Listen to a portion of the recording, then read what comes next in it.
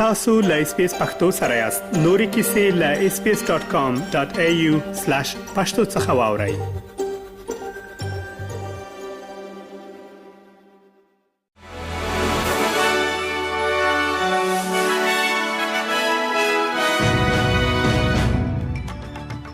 سلامونه ستړي مشي نن چهارشنبه د 2018 کال د جولای د میاشتې 22مه نیټه ده چې د چنګاښ د میاشتې ل 11مه نیټې سره برابرېږي او تاسو له اس پی اس پښتو څخه د نن ورځې لاند خبرونه اورئ.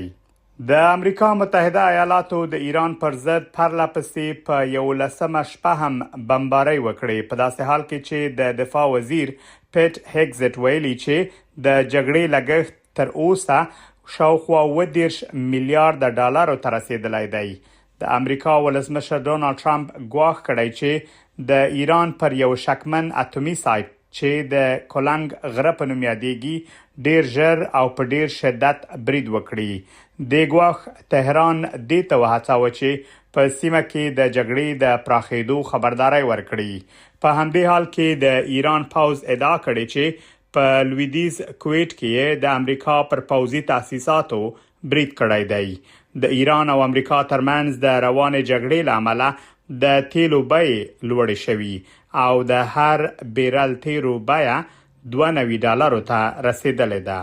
د استرالیا د شمالي سیمې د ماشومانو د ساتنې جنجالي قانون چې تیر شپه وخت د دغه سیمې له پارلمان څخه تصویب شو د ابوریجنل سازمانونو او د ماشومانو د هوساینې متخصصینو له سخت نیوکو سره مخ شوی دی. نیوکه کوونکي وایي چې دا قانون د بومي ماشومانو لپاره د خوندیتوب ضمانتونه کمزوري کوي، د ماشومانو د مړینې په اړه خپلواک نظارت له منځه وړي او د هغو تګلارو د بیرته راګرځېدو خطر زیاتوي چې د غلا شویو نسلونو د رامنځته کېدو لامل شوی وي. د دې قانون په اړه له 150 سپارل شویو نظرونو څخه 120 یې غوښتنه کړې وه چې قانون د لغوه شي یا په پراخه کچه د پکې بدلونونه راوستل شي. د وکټوريا اسلامي شورا وایي چې فدرالي حکومت د اسلاموفوبیا د زیاتیدونکو پیښو د مخنیوي لپاره کافي ګامونه نه دی اخیستي. دا څرګندونې وروسته له هغې کېږي چې فدرالي حکومت د اسلاموفوبیا لپاره د ځانګړي استازي آفتاب ملک له 450 سپارښتنو څخه 15 ومنلې. خدای نه دی ویلي چې کومې سپارښتنې رد کړې دي. حکومت ژمنه کړې چې د ښوونیز نصاب بیاکتنه به کوي او د اسلامي مرکزونو او جماعتونو د امنیت د پیاوړتیا لپاره به $140 میلیون ځانګړي کړي او یو شمېر نور اقدامات به هم ترسره کړي. د وکټوريا د اسلامي شورا رئیس محمد محی الدین دغه اقداماتو هرکلی کوي خو وایي چې لا هم ډیر کار ته اړتیا ده. د افغانستان د کرکټ ملي لوبډلې د یو ورځنیو سیالیو لوبډلمشر حشمت الله شهیدي تیر شپه وخت په خپل فیسبوک پاڼه له لوبډلمشرۍ استعفا وکړه.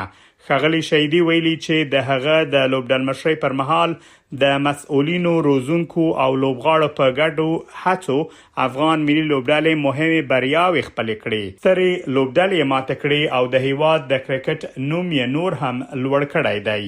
نوموړي زیاته کړې سره لدی چې د لوبډلمشرۍ مسؤلیت پرېږدي خو د ملي لوبډلې د یو ژمن لوبغاړي په توګه به د افغانستان د کرکټ د بریا، پرمختګ او ویاړ لپاره خپل هڅو ته دوام ورکړي. دا و د نن ورځې لاند خبرونه چې ما مجيب منیب تاسو ته وړاندې کړل. تر بیا ښه وخت ولرئ.